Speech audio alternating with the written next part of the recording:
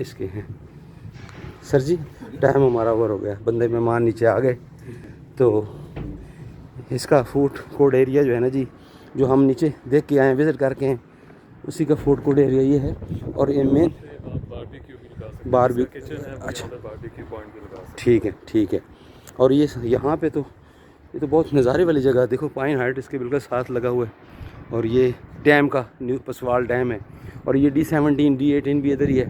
ये सारे ऊपर जगह बनी हुई है बैठने के लिए। ये क्या बना है जी?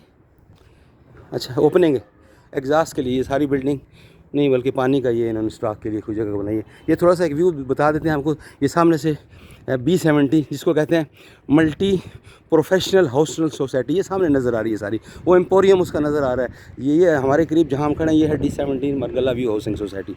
इसका J7 के टॉप पर हम खड़े हैं। J7 J71 इसके कनेक्टेड ये फूड का विज़िट है, और ये सारी बिल्डिंग्स बन रही है, और यहाँ हम आ रहे हैं। ये बहुत सारी जगह हैं इस तरह की। अल्लाह हाफ़िज़, अस्सलाम वालेकुम।